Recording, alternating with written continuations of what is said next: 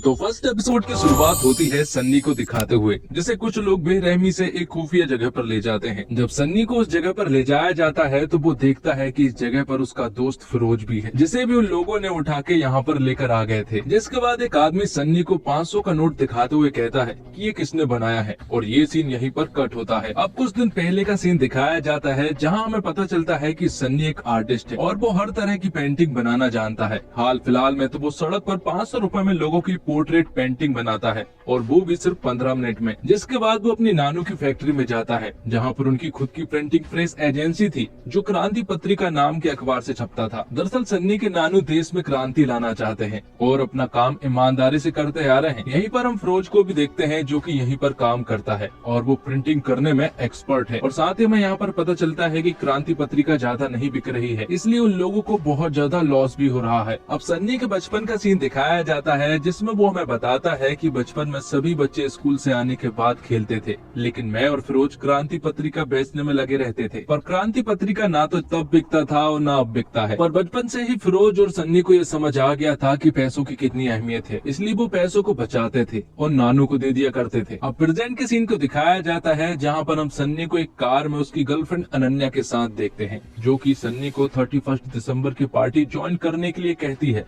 दरअसल अनन्या एक बहुत ही बड़े रईस बाप की बेटी है और सन्नी हमेशा उसके लेवल का होना चाहता है। अब 31 नाइट के लिए सन्नी और फिरोज पार्टी के लिए पास लेने के लिए जाने लगते हैं, लेकिन वहां जाने के बाद इन्हें पता चलता है कि एक पास की कीमत 27,000 रुपए है। और वो आदमी सन्नी और फिरोज के पहनावे से समझ गया था कि इनकी पास खरीदने की औकात नहीं है, इसलिए वो आदमी इनसे ठीक ढंग से बात भी नहीं कर रहा था। ये देखकर सन्नी को गुस्सा आ जाता है और वो उस आदमी से झगड़ने लगता है, जिसके बाद वो दोनों यहाँ से चले जाते हैं। अब 31 नाइट के सीन को देखते हैं, जहाँ पर हम अनन्या को सन्नी की पार्टी में आते हुए देखते हैं। दरअसल सन्नी को तो पास नहीं मिले, इसलिए अनन्या को ही उसने यहाँ पर बुला लिया था। अनन्या जानती है कि सन्नी गरीब है और वो उसके लेवल का भी नहीं है, इसके बावजूद वो दोनों एक दूसरे से प्यार करते हैं और सन्नी हमेशा उसके लेवल का होना चाहता है। अब सभी के जाने के बाद हम फिरोज और सन्नी को बैठा हुआ देखते हैं, जहाँ पर कि सन्नी फिरोज से कहता है कि इस देश में पैसों की बहुत ज्यादा वैल्यू है और हम जैसे मिडिल क्लास लोग सिर्फ लोन पर जीते हैं और मरते दम तक इंटरेस्ट ही चुकाते रह जाते हैं, इसलिए किसी भी हालत में हमें कुछ बड़ा करना होगा। अब अगले दिन सन्नी जब फैक्ट्री में आता है तो वो देखता है कि यहाँ पर ढेर सारे लोग हैं और उसे पता चलता है कि क्रांति पत्रिका जल्दी बंद होने वाली है और ये फैक्ट्री भी जल्दी नीलाम हो सकती है,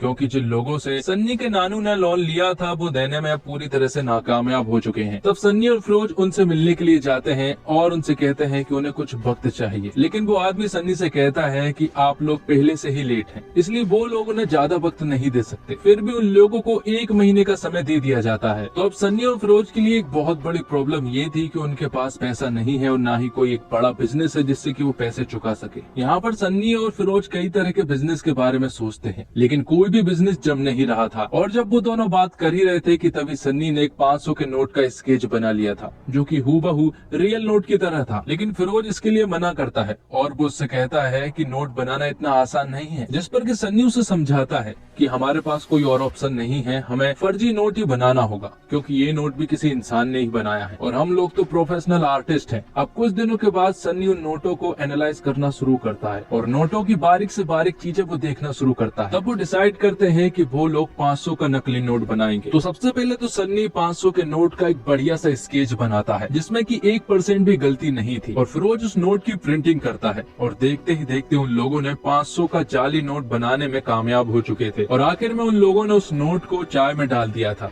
जिससे कि वो हूबहू 500 की नोट की तरह ही दिख रहा था। तो अब सब कुछ कंप्लीट था, अब बारी थी उस नोट को चलाने की। तब सन्नी और फिरोज एक शराब की दुकान पर जाते हैं, जहाँ पर की काफी भीड़ थी। तो जैसे ही फिरोज उस आदमी को 500 का नोट देता है तो वो आदमी उस 500 के नोट को बड़े ही गहराई से देखने लगता है और उसे देखकर वो पूरी तरह से समझ गया था कि ये एक नकली नोट है। ये देखकर वो आदमी फिरोज को पकड़ने लगता है, लेकिन मौका देखकर सन्नी और फिरोज यहाँ से भाग निकलते हैं, जिनका कई सारे लोग पीछा भी कर रहे थे। आगे जाकर ये उन लोगों से पीछा छुड़ाकर एक जगह पर छिपते हैं, जहाँ पर कि फिरोज सन्नी से कहता है कि देश में बहुत बेरोजगारी है, क्योंकि आधे से ज्यादा लोगों को तो ये मालूम ही नहीं होगा कि आखिर वो हमें पकड़ क्यों रहे हैं। तो अब सन्नी और फिरोज ने जो नोट बनाए हैं वो नोटों को जलाने आने लगते हैं और सन्नी ये बात सोचता है कि आखिर उस नोट में गलती क्या थी। अब नेपाल के काठमांडू के सीन को दिखाया जाता है जहाँ पर कि हम मंसूर नाम के एक आदमी को देखते हैं और ये आदमी भी दरअसल जाली नोट बनाने में एक्सपर्ट है और वो अपना काम नेपाल में ही ऑपरेट करता है। तो अब काठमांडू पर मंसूर के एक आदमी से मीटिंग है, इसलिए मंसूर यहाँ पर आया था। और नेपाल में ही हम माइकल नाम के एक आदमी को देखते हैं जो कि क्राइम ब्रांच का एक ऑफिसर है और उसे मंसूर के बारे में खबर है कि वो यहाँ पर आया है। तो माइकल अपने ऑफिसरों के साथ मिलकर मंसूर को पकड़ने की प्लानिंग बनाता है और जहाँ पर मंसूर की मीटिंग चल रही थी वहीं पर माइकल और उसके ऑफिसर पहुँच जाते हैं और वहां जाकर वो माइकल और उस आदमी को पकड़ लेते हैं। और यहाँ पर हमें पता चलता है कि माइकल और मंसूर एक दूसरे को पहले से ही जानते हैं। इसके बाद जब माइकल और उस आदमी को अरेस्ट करके यहाँ से ले जाया जा रहा था तभी यहाँ पर मंसूर के कुछ आदमी आ जाते हैं और फायरिंग करना स्टार्ट कर देते हैं, जिससे कि यहाँ पर भगदड़ मच जाती है और मंसूर इसी का फायदा उठाकर यहाँ से भाग जाता है। तो माइकल के हाथों मंसूर के वो जाली नोट तो हाथ लग गए थे, लेकिन यहाँ से मंसूर भाग गया था और साथ ही माइकल के कुछ ऑफिसर भी यहाँ पर मारे गए थे। अब आगे हम सन्नी और फिरोज को देखते हैं, जहाँ पर कि सन्नी फिरोज से कहता है कि हमारे नोट में सबसे बड़ी गड़बड़ ये है कि हमारे नोट का कागज खराब है, इसलिए हम पकड़े गए। इसके बाद से ही सन्नी और फिरोज उस तरह के नोट के कागज को ढूंढना शुरू कर देते हैं जो कि हूबहू रियल नोट की तरह हो। तो बहुत दिनों तक ढूंढने के बाद सन्नी को एक मैगजीन का कागज दिखता है जो कि रियल नोट के कागज की तरह था, लेकिन वो काफी पतला था। तब ये लोग इसे डबल करके बनाने का सोचते हैं। तब उस मैगजीन के कागज को डबल करके ये लोग एक नोट भी बना देते हैं जो कि हूबहू रियल नोट की तरह था और उसका कागज भी रियल नोट की तरह ही था। तो एक बार फिर से नोट पूरी तरह से तैयार हो चुका था और इस बार चलाने की जिम्मेदारी थी सन्नी की, इसलिए फिर से वो लोग शराब की दुकान पर पहुंच जाते हैं, जहां पर सन्नी फिरोज से कहता है कि अगर कुछ भी गड़बड़ हो तो मेरा हाथ खींच लेना। इसलिए सन्नी उस नोट को चलाने के लिए जब हाथ आगे बढ़ाता है तो कुछ देर तक तो वो शौक में था, क्योंकि उसे ऐसा लग रहा था कि शायद वो फिर से पकड़े जाएंगे और फिर से पिटेंगे। लेकिन इस बार वो कामयाब हो चुके थे। उसके हाथ में शराब थी और चेंज वाले पैसे भी हाथ में थे। तो सन्नी और फिरोज का नोट चल गया था, इसलिए वो दोनों बहुत ज्यादा खुश थे। जिसके बाद एपिसोड की शुरुआत में जो सीन दिखाया गया था वही सीन दिखाया जाता है, जिसमें कि एक 500 का नोट एक आदमी लेकर खड़ा हुआ था और वो आदमी कोई और नहीं बल्कि मंसूर था, जो कि सन्नी से पूछता है कि ये नोट किसने बनाया है और इसे कौन डिस्ट्रीब्यूट करता है। जिस पर कि सन्नी उसे बताता है कि ये नोट हमने बनाया है और हम ही इसे डिस्ट्रीब्यूट करते हैं। जिस पर कि मंसूर अपने आदमी से कहता है कि फिरोज को मार दो और मंसूर का वो आदमी भी अपने ऑर्डर को फॉलो करने लगता है और गोली चला देता है। और इसी के साथ एपिसोड फर्स्ट यहीं पर खत्म होता है। तो सेकंड एपिसोड की शुरुआत में हमें सन्नी के बचपन का सीन दिखाया जाता है, जहाँ पर वो हमें बताता है कि बचपन में ही उसकी माँ की डेथ हो गई थी, जिसके बाद उसके पिता ने ही उसका ख्याल रखा। वो लोग गरीब थे, इसलिए उसके पिता हमेशा कुछ बिजनेस शुरू करने की सोचते और कुछ लोगों से पैसा उधार लेते, लेकिन जब वो पैसे देने में नाकामयाब हो जाते हैं तो वो शहर को ही छोड़कर भाग जाते हैं। और ऐसा सन्नी के पिता ने कई बार किया। अब कुछ दिनों के बाद वो लोग फिर से शहर छोड़कर जा रहे थे, तो यहाँ पर सन्नी के पिता सन्नी से कहते हैं कि वो उसे उसके नानू के यहाँ पर ले जा रहे हैं। दरअसल सन्नी के पिता समझ गए थे कि सन्नी का उनके साथ रहना ठीक नहीं होगा, इसलिए वो उसे छोड़कर चले जाते हैं। जहाँ पर सन्नी उन्हें काफी देर तक ट्रेन में ढूंढता है, लेकिन कहीं पर भी सन्नी के पिता नजर नहीं आते हैं। और ट्रेन की खिड़की से बाहर देखने पर सन्नी देखता है कि काफी सारे लोग ढेर सारा पैसा लूट रहे हैं, जबकि सन्नी को ये बात नहीं मालूम थी कि ये पैसा सन्नी के पिता का ही है और वो मारे गए हैं। लेकिन फिर भी वो स्टेशन पर उतरकर एक पेंटिंग बनाता है ताकि उसके पिता इस पेंटिंग को देखें और वापस आ जाए। इस तरह से वो ढेर सारी पेंटिंग बनाता है और फिर एक दिन उसके पास फिरोज नाम का लड़का आता है और वो उससे कहता है कि वो इसी तरह स्केच बनाता रहे, क्योंकि हम इससे पैसा कमा सकते हैं। और फिर ऐसा ही करते हैं, वो लोग स्केच बनाते जाते हैं और पैसा कमाते जाते हैं। और फिर कुछ दिनों के बाद सन्नी के नानू यहाँ पर आ जाते हैं, जो कि सन्नी को लेने के लिए आए थे। यहाँ पर सन्नी फिरोज को भी अपने साथ ले जाने के लिए कहता है, जिससे कि नानू भी मान जाते हैं। अब प्रेजेंट के सीन को दिखाया जाता है, जहाँ पर कि हमें पता चलता है कि फिरोज जिंदा है, बस उसे डराने के लिए वो गोली चलाई गई थी। अब फ्लैशबैक में एक और स्टोरी शुरू होती है और हम मेघा नाम की एक लड़की को देखते हैं, जो कि आरबीआई की एक ऑफिसर थी। वो यहाँ पर कुछ मिनिस्टरों को एक ऐसी मशीन के बारे में बता रही थी जो कि नकली नोटों को डिटेक्ट करती हो, लेकिन यहाँ पर जो बैठे मिनिस्टर हैं वो इसकी बात को ठीक ढंग से सुन ही नहीं रहे थे। और यहीं पर हम माइकल को भी देखते हैं, जो कि मेघा की बातों को पूरी तरीके से सुन रहा था। जिसके बाद जब मिनिस्टर यहाँ से जाने लगते हैं तो माइकल उनके पीछे पीछे जाता है और उनसे कहता है कि उसे अपनी पुरानी टीम वापस चाहिए, लेकिन मिनिस्टर इसके लिए साफ मना कर देते हैं। अब अगले सीन में हम सन्नी और फिरोज को देखते हैं, जो कि एक आदमी से नकली नोटों की डील करने के लिए गए थे, लेकिन उस आदमी को सन्नी के नोट में डाउट लग रहा था। तब सन्नी दो असली नोट के बीच में एक नकली नोट को मिक्स कर देता है और उनसे कहता है कि अगर उन्होंने नकली नोट को पहचान लिया तो वो उसे 1 लाख रुपए देंगे। सन्नी उनसे कहता है कि आप नहीं बता सकते हैं क्योंकि ये नोट मैंने बनाया है। इसके बावजूद मैं ये नहीं बता सकता कि आखिर इनमें से असली नोट कौन सा है और नकली कौन सा। तो 500 का नोट वो लोग इस आदमी को 150 में बेचने वाले थे और उन्हें 2 करोड़ रुपए का ऑर्डर भी मिल जाता है। लेकिन अब प्रॉब्लम ये थी कि आखिर ये लोग उस आदमी को 2 करोड़ की नकली नोट कैसे देंगे, क्योंकि उनके पास सिर्फ 1 हफ्ता ही था। अब अगले सीन में माइकल को देखते हैं, जिसने की काफी ज्यादा मात्रा में शराब पी हुई थी। तो यहाँ पर माइकल उस मिनिस्टर की एक लड़की के साथ की एडल्ट फोटो उस मिनिस्टर के पास भेज देता है। तब मिनिस्टर का तुरंत ही माइकल के पास कॉल आता है और वो उससे कहता है कि उसने अभी तक फोटो को डिलीट क्यों नहीं किया है, जिस पर कि माइकल उनसे कहता है कि उसे अपनी टीम चाहिए। यहाँ पर माइकल काफी शराब के नशे में था, इसलिए वो मिनिस्टर को गाली गलौज भी कर देता है और मिनिस्टर कॉल कट कर देता है। आगे हम सन्नी को क्रांति पत्रिका की फैक्ट्री में देखते हैं और यहीं पर सन्नी के मुंह बोले चाचू भी यहीं पर मौजूद थे। यहाँ पर सन्नी उनसे कहता है कि अगर उन्हें ढेर सारा अखबार छापना हो तो एक दिन में वो कितना अखबार छाप सकते हैं। तो चाचू सन्नी की बात को समझ गए थे कि आखिर वो किसकी बात कर रहा है, क्योंकि ड्रॉज में एक नकली नोट का स्केच रखा हुआ था, जिसे देखकर चाचू समझ गए थे कि सन्नी नकली नोट बनाना चाह रहा है। जिस पर कि सन्नी उनसे कहता है कि हमारे पास कोई और ऑप्शन नहीं है इस फैक्ट्री को बचाने के लिए, इसलिए उन्हें ये रास्ता अपनाना ही होगा। यहाँ पर सन्नी अपना नकली नोट भी चाचू को बताता है और उनसे कहता है कि ये एकदम असली की तरह है, इसलिए इसे चेक करने के लिए वो एक रेस्टोरेंट में जाते हैं, जहाँ पर चाय ऑर्डर करने के बाद जब वो बिल देते हैं तो यहाँ का ओनर जब वो 500 के नोट को चेक करता है तो नहीं असली लगा और उन्होंने चुपचाप रख लिया। तो अब चाचू भी सन्नी और फिरोज की मिशन में जुड़ चुके थे, लेकिन वो सन्नी से कहते हैं कि हमें ढेर सारे नोट बनाने के लिए भी नोट की जरूरत पड़ेगी, क्योंकि अभी हमारे पास बिल्कुल भी पैसा नहीं है। तब सन्नी और फिरोज उसी आदमी के पास जाते हैं जिससे कि उन्होंने पहले से ही लोन ले रखा है। यहाँ पर वो उस आदमी से कहते हैं कि उन्हें कुछ पैसे चाहिए और पुराना वाला जो लोन है और अभी का जो लोन है वो 2 महीने के अंदर चुका देंगे, लेकिन इस बार भी उन्हें 1 महीने का ही समय मिलता है, जो कि उनके लिए काफी था। अब अगले सीन में हम मेघा को देखते हैं, जो कि अपने ऑफिस में थी, जहां उसे काठमांडू वाले मिशन के बारे में पता चलता है कि क्राइम ब्रांच के लोगों ने यहाँ से 2000 के नकली नोट बरामद किए थे और इस मिशन का हेड माइकल था, इसलिए मेघा माइकल को भी सर्च करने लगती है। अब अगले दिन माइकल फिर से मिनिस्टर के पास पहुंच जाता है और उनसे कहता है कि उसे अपनी टीम चाहिए, क्योंकि उसे एक मिशन पर जाना है। लेकिन यहाँ पर मिनिस्टर हाथ जोड़कर माइकल से कहता है कि वो उसे उसकी टीम नहीं दे सकता और साथ ही मिनिस्टर माइकल से कहता है कि उसे शराब पीकर गाली देना बंद करे, क्योंकि वो ब्लैकमेल नहीं होने वाला। अब फिरोज एक पेपर वाली फैक्ट्री में कॉल करता है और उनसे नोट वाले पेपर की मांग करता है, लेकिन वो एजेंसी गवर्नमेंट थी, इसलिए वो देने से साफ मना कर देते हैं। लेकिन उन्हें वो पेपर का बंडल किसी भी हालत में चाहिए था, इसलिए वो अपने एक दोस्त अनीस के पास जाते हैं और उससे मदद मांगते हैं।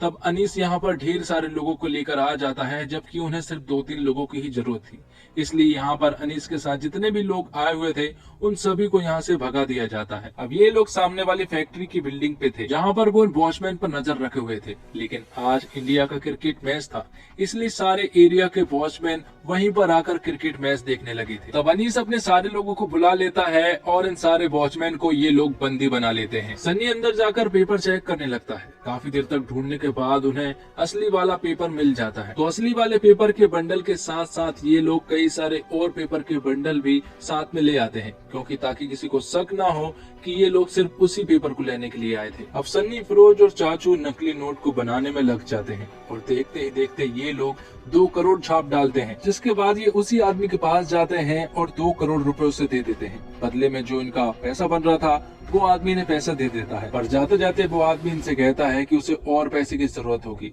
जिस पर कि सन्नी मान जाता है और देखते ही देखते ये लोग ढेर सारा पैसा छापना शुरू कर देते हैं। और फिर कुछ दिनों के बाद जिन लोगों से उन्होंने पैसे लिए थे वो उनके पास जाते हैं और पुराने लोन के साथ साथ वो नया लोन भी चुका देते हैं और साथ ही अब उनकी क्रांति पत्रिका की फैक्ट्री भी बच चुकी थी। ये देखकर नानू सन्नी से कहते हैं कि आखिर उसने ये कैसे किया, जिस पर कि सन्नी उन्हें कहता है कि उसने एक नया बिजनेस खोला है, जिसमें कि उसके साथ जो पार्टनर है उसी ने उसे पैसे एडवांस दिए हैं। लेकिन नानू यहाँ पर समझ चुके थे कि उन्होंने कुछ गड़बड़ की है, लेकिन नानू ये नहीं जानना चाह रहे थे कि आखिर उन्होंने क्या गड़बड़ की है। अब अगले सीन में हम सन्नी और अनन्या को एक रेस्टोरेंट में देखते हैं, जो कि यहाँ पर डिनर करने के लिए आए थे। थोड़ी देर के बाद यहाँ पर एक वेटर आता है, जिसे कि अनन्या चुपचाप से अपना क्रेडिट कार्ड दे देती है, क्योंकि अनन्या को मालूम है कि सन्नी के पास पैसा नहीं होता है। जिस पर कि सन्नी अनन्या से कहता है कि उसने उसे क्रेडिट कार्ड क्यों दिया, क्योंकि उसके पास पैसे हैं। उसे हर बार इतना छोटा समझने की जरूरत नहीं है। जिसके बाद वो दोनों खाना खाने लगते हैं और आखिर में जब बिल चुकाने की बारी आती है तो यहाँ पर सन्नी अपने जाली नोट से बिल चुकाता है और दोनों यहाँ से चले जाते हैं। और इनके जाने के बाद तुरंत ही मेघा और उसका एक दोस्त यहाँ पर आता है और वो दोनों यहाँ पर खाना खाने लगते हैं। दरअसल मेघा को ये लड़का देखने के लिए आया है, क्योंकि उसके फैमिली वालों ने इस लड़के को पसंद किया है, लेकिन मेघा अभी शादी नहीं करना चाहती है। और खाना खाने के बाद जब बिल चुकाने की बारी आती है तो मेघा यहाँ पर पहले से ही एक नोट को देखती है, जो कि 500 का था और उसे ये नोट नकली लगा। इसलिए वो तुरंत ही काउंटर पर जाती है और उनसे कहती है कि वो आरबीआई के ऑफिसर है, इसलिए हाल फिलहाल में जितने लोगों ने 500 के नोट देकर गए हैं वो सारे नोट उसे चाहिए। वहीं दूसरी तरफ हम माइकल को देखते हैं, जो कि टीवी पर न्यूज देख रहा होता है और टीवी पर न्यूज थी कि किसी ने पेपर फैक्ट्री से ढेर सारे पेपर चुरा लिए हैं। और जब वो न्यूज देख ही रहा होता है कि तभी उसके पास मिनिस्टर का कॉल आता है और मिनिस्टर उससे कहता है कि उसे उसकी टीम मिल जाएगी, लेकिन उसे मेरा एक छोटा सा काम करना होगा, जिसके लिए माइकल मान जाता है। आखिर वो काम क्या था ये तो फिलहाल नहीं बताया गया। तो अब सन्नी ने लोन के पैसे भी चुका दिए थे और उनकी फैक्ट्री भी नीलाम होने से बच गई थी। जिसके बाद चाचू सन्नी से कहते हैं कि इतना सब कुछ हो जाने के बाद अब उन्हें प्रिंटर मशीन को बेच देनी चाहिए, ताकि उनके पास कुछ और पैसा आ जाए। लेकिन यहाँ पर सन्नी उनसे कहता है कि ये सारी चीजें तो हमने अभी किसी के लिए की हैं, लेकिन अब हमें खुद के लिए भी कुछ पैसे कमाने हैं और अब वो एक लास्ट बार पैसा छापना चाहते हैं। वहाँ दूसरी तरफ मेघा ने उस नोट को लेकर ऑफिस आ गई थी और अपने एक दोस्त को भी बताती है कि ये नोट नकली है। जिसके बाद वो दोनों उस नोट को चेक करने लगते हैं और उन्हें पता चलता है कि ये नोट सचमुच ही नकली है। आगे माइकल अपने एक जूनियर ऑफिसर को अपने पास बुलाता है और उससे कहता है कि मिनिस्टर टीम के लिए मान चुका है और उन्हें बस उस मिनिस्टर का एक काम करना है। जिसके बाद सन्नी और उसके साथ ही एक लास्ट बार पैसा छापना शुरू करते हैं और वो ढेर सारा पैसा छाप देते हैं। और इसी के साथ एपिसोड 2 यहीं पर खत्म होता है। थर्ड एपिसोड की शुरुआत में हमें बताया जाता कि फर्जी नोट आखिरकार किस तरह से हमारे देश में एंटर होते हैं। नेपाल, भूटान और पाकिस्तान से सबसे ज्यादा फर्जी नोट हमारे देश में एंटर होते हैं। और फिर बताया जाता कि नोटों को थोड़े थोड़े करके बाजार में फैलाया जाता है। तो मंसूर ने एक टीम बनाई थी जो कि इन्हीं लोगों को पकड़ने का काम करेगी। तो माइकल यहाँ पर सभी को प्रोसेस बता रहा होता है कि आखिर ये नोट हमारे देश में कैसे एंटर होते हैं। जिसके बाद शेखर हमें बताता है कि इन फर्जी नोटों के पीछे किन बड़े बड़े लोगों का हाथ है, जिसमें पहला नाम था मंसूर दलाल और उसकी लास्ट लोकेशन जॉर्डन की है। वो इंडिया भी खुफिया तरीके से आता है, लेकिन किसी को भी नहीं मालूम पड़ता। तो मंसूर दलाल का फर्जी नोटों के पीछे एक बहुत बड़ा कनेक्शन है। दूसरा नाम आता है जितेंद्र जोशी का, जिसे सभी लोग जीतू काका कहते हैं और ये भी मंसूर के साथ ही काम किया करता है। तीसरा नाम है सैयद बिलाल नायक, जिसे सब बिलाल कहते हैं और बिलाल ही मंसूर के पैसों को डिलीवर करता है। आगे आरबीआई का ऑफिस दिखाया जाता है, जिसमें कि मेघा अपने ऑफिसर से कह रही थी कि जो नोट उसे रेस्टोरेंट से मिला है वो उसकी लोकेशन जानना चाहती है और इस नोट के पीछे कौन है वो ये छानबीन भी करना चाहती है। लेकिन वो ऑफिसर मेघा से कहता है कि हम जेम्स बॉन्ड नहीं है, ये काम पुलिस का है और वैसे भी उन्होंने एनआईए वालों को इस नोट के बारे में बता दिया है, वो लोग इस नोट के बारे में पता कर लेंगे। आगे एविडेंस रूम में हम माइकल को देख पाते हैं। उस एविडेंस रूम में 2000 के वो ढेर सारे नोट थे जो कि उन्हें काठमांडू से मिले थे। यहाँ पर वो उन जाली नोटों में से ढेर सारे नोट अपने साथ रख लेता है, क्योंकि इनके द्वारा वो इन्वेस्टिगेशन करना चाह रहा था। लेकिन यहाँ से निकलने के बाद वो एक मोबाइल शॉप पर जाता है, जहाँ पर कि वो 2 आईफोन खरीदता है और पेमेंट वो उन्हीं जाली नोटों से करता है जो कि उसने हाल फिलहाल में एविडेंस रूम से लिए थे। तो एक आईफोन की कीमत 70,000 रुपए थी। दोनों आईफोन को खरीदने के बाद वो पहला आईफोन अपने साथी शेखर को गिफ्ट करता है और दूसरा आईफोन वो अपने बेटे व्योम के लिए रखता है। जिसके अगले सीन में हम सन्नी और फिरोज को देखते हैं, जो कि एक क्लब में थे। दरअसल आज उनसे सूरत के एमएलए मिलना चाह रहे थे। दरअसल उन्हें एक बहुत बड़ी डील के बारे में उनसे डिस्कशन करना था। एमएलए यहाँ पर सन्नी से कहता है कि उन्हें 20 करोड़ रुपए के जाली नोट चाहिए और कहता है कि वो सौदे की बात हमेशा आमने सामने बैठकर करता है। और बाहर आने के बाद उन्हें पता चलता है कि ये पैसे उन्हें ही डिलीवर करने पड़ेंगे। एमएलए के आदमी ये पैसे लेने नहीं आने वाले और ये डिलीवरी उन्हें 2 हफ्ते के अंदर ही करनी थी। तो 2 हफ्ते में 2 करोड़ रुपए के जाली नोट छापना एक बहुत बड़ा टास्क था। साथ ही इनके पास पेपर भी खत्म हो चुके थे, क्योंकि 20 करोड़ के जाली नोट छापने में ढेर सारा पेपर चाहिए होगा और पेपर फैक्ट्री से ये बार बार वो पेपर चुरा भी नहीं सकते हैं। जिसके बाद हम माइकल को देखते हैं, जो कि अपने बेटे के बर्थडे पर आया हुआ था। यहाँ पर वो उसे आईफोन गिफ्ट करता है, जिसे देखकर उसका बेटा खुश हो जाता है। साथ ही हमें यहाँ पता चलता है कि उसकी पत्नी यानी कि रेखा से उसकी बिल्कुल भी नहीं बनती है। बात तो डिवोर्स तक पहुँच चुकी है, इसके बावजूद वो किसी तरह से रिश्ता निभा रहे हैं। अब अगले सीन में मेघा अपने ऑफिसर के पास जाती है और उन्हें बताती है कि उसे क्राइम ब्रांच के ऑफिसर माइकल के साथ काम करने का मौका मिला है, इसलिए वो कुछ दिनों की लीव चाहती है। अगले सीन में हम चाचू और फिरोज को एक एजेंसी में देखते हैं, जो कि एक बूढ़े आदमी का पहचान पत्र भरवाने के लिए गए थे। दरअसल वो लोग इस एजेंसी के द्वारा वो पेपर चाहते थे, इसलिए वो अपनी खुद की एजेंसी खोलते हैं और उन्हें लाइसेंस भी मिल चुका था। अब एजेंसी तो खुल चुकी थी,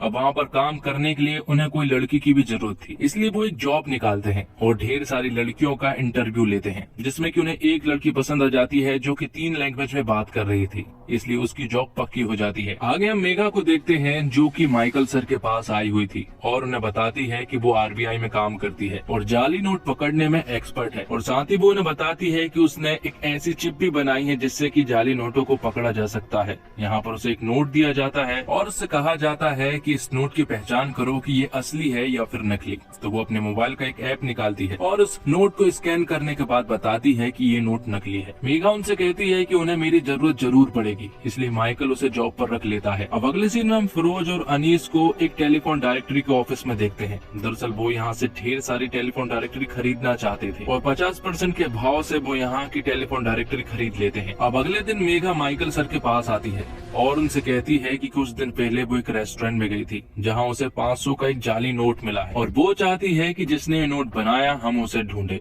शहर में 100 से ज्यादा प्रिंटिंग प्रेस है, लेकिन उस रेस्टोरेंट के आसपास सिर्फ 11 ही ऐसे प्रिंटिंग प्रेस है जहाँ पर कि ये नोट छपे जा सकते हैं। और अगर हमने वो 11 प्रिंटिंग प्रेस चेक कर लिए तो यकीनन वो आदमी हमें मिल जाएगा जिसने ये नोट बनाया है। लेकिन यहाँ पर माइकल सर मेघा से कहते हैं कि फिलहाल ये जरूरी नहीं है, वो तो आराम से पकड़ा जाएगा, अभी फिलहाल सिर्फ हमें मंसूर पर फोकस करना है। इतना बोलकर माइकल और शेखर यहाँ से चले जाते हैं। लेकिन मेघा को उन 11 प्रिंटिंग प्रेस की इन्वेस्टिगेशन करनी थी, तब वो माइकल के बिना परमिशन के एक परमिशन लेटर पर उनकी सील ले लेती है और जाकर पुलिस वालों को बता देती है, जिससे कि वो उसके साथ कोऑपरेट करना शुरू कर देते हैं। और धीरे धीरे करके वो शहर के उन सारे प्रिंटिंग प्रेस को चेक करने लगते हैं जहाँ पर कि अखबार छपे जा सकते हैं। और रास्ते में उन्हें क्रांति पत्रिका नाम का प्रिंटिंग प्रेस दिखता है, इसलिए वो उस जगह पर जाने लगते हैं। यहाँ दूसरी तरफ सन्नी और फिरोज बिना टेंशन के पैसों को छाप रहे थे, लेकिन थोड़ी ही देर के बाद चाचू को मालूम पड़ता है कि उनके प्रिंटिंग प्रेस के सामने पुलिस आ चुकी है। तो वो तुरंत ही सन्नी को बताते हैं और सन्नी को जब ये बात पता चलती है तो वो तुरंत ही खिड़की पर जाते हैं और उन लोगों को देखते हैं। उन लोगों का ऐसा लग रहा था कि फैक्ट्री को बंद देखकर ये यहाँ से निकल जाएंगे, लेकिन ये लोग तो अंदर आने का ठान कर बैठे थे। मशीन भी आवाज कर रही थी, लेकिन ये लोग मशीन भी बंद नहीं कर सकते थे,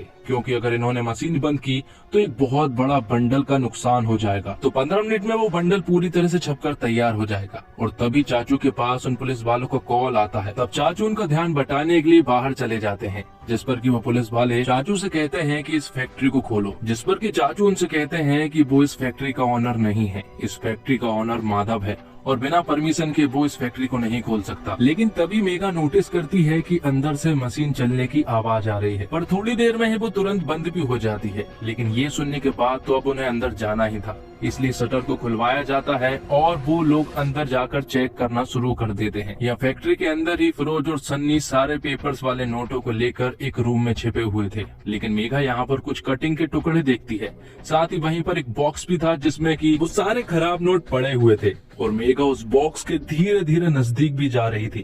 साथ ही हम मेघा के पीछे ही सन्नी को देख पाते हैं, जिसके हाथ में एक स्पैनर था और वो बस मेघा को मारने ही वाला था।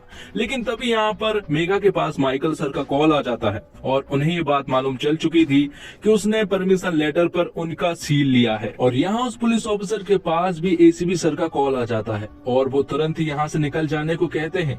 ये सुनने के बाद तो मेघा और वो पुलिस ऑफिसर तुरंत ही यहाँ से निकल पड़ते हैं, जिससे कि सन्नी और उसके साथी बाल बाल बच चुके थे। जिसके बाद ये अपना काम करना फिर से शुरू करते हैं। लेकिन थोड़ी देर के बाद हम देखते हैं कि यहाँ पर सन्नी के नानू आ जाते हैं और उनके हाथ में ढेर सारा पैसा भी था और वो सन्नी से कहते हैं कि उन्हें नहीं मालूम है कि ये पैसे उसके पास कहाँ से आए, शायद वो रखना भूल गया होगा। जबकि सन्नी को ऐसा लग रहा था कि वो लोग पकड़े गए हैं। जिस पर चाचू सन्नी को बताते हैं कि ये पहले भी हो चुका है। वो बताता है कि माधव की मेमोरी धीरे धीरे लॉस हो रही है। यहाँ ऑफिस में मेघा माइकल सर से माफी मांगती है और उनसे कहती है कि ऐसा दोबारा नहीं होगा, जिस पर कि माइकल सर भी उसे माफ कर देते हैं। अब अगले सीन में हम सन्नी और फिरोज को देखते हैं जो कि सूरत जा रहे थे क्योंकि उन्हें 20 करोड़ रुपए की डिलीवरी करनी थी। और रास्ते में एक चेक पॉइंट पड़ता है जहाँ पर कि कुछ पुलिस वाले खड़े हुए थे और वो सन्नी के ट्रक की तलाशी करना भी शुरू कर देते हैं। शुरुआत के कुछ बॉक्स में उन्हें टेलीफोन डायरेक्टरी मिलती है, लेकिन आगे जाली नोट रखे थे और ये बात सन्नी बहुत अच्छे से जानता था। इसलिए वो एक पैर को पीछे मारता है और वहाँ से कुछ शराब की बोतल निकल आती है, जैसे कि उन पुलिस वालों को ये लगता है कि ये लोग इन्हीं शराब की बोतलों को बिना परमिशन के दूसरी तरफ ले जा रहे हैं। जिसके बाद वो इनसे डील करते हैं और 30,000 में वो डील फाइनल भी कर लेते हैं। तब सन्नी ने इन पैसों की सूरत में सही सलामत डिलीवरी कर दी थी। तो इस काम को करने के बाद सन्नी और फिरोज काफी खुश थे और वापस लौटते वक्त वो एक क्लब में पार्टी भी करते हैं। लेकिन जब वो अपने घर लौटते हैं तो यहाँ पर हम नानू को देखते हैं जिन्हें कि उनके काम के बारे में सब कुछ पता चल गया था। वो यहाँ पर सन्नी और फिरोज को बहुत बुरा सुनाते हैं और आखिर में सन्नी और फिरोज को अपने घर से बाहर भी निकाल देते हैं। और इसी के साथ एपिसोड 3 यहीं पर खत्म होता है। तो 4th एपिसोड की शुरुआत में हम देखते हैं कि वित्त मंत्रालय द्वारा एक ऐसी मशीन लॉन्च होती है जिसके द्वारा जाली नोटों के बारे में पता लगाया जा सकता है। और ये मशीन दरअसल में मेघा ने ही बनाई थी और इस मशीन का नाम रखा जाता है धन रक्षक। जिसके बाद हम माइकल को देख पाते हैं जो कि अपनी पत्नी रेखा के घर पर था। दरअसल आज वो उसके बेटे व्योम को घुमाने के लिए अपने साथ ले जाने वाला था। जब वो रास्ते में होता है तो वो उससे कहता है कि आज वो उसे पाव भाजी खिलाएगा और रास्ते में जब वो उसे पाव भाजी खिलाता है तो उसके बेटे व्योम का पेट खराब हो जाता है।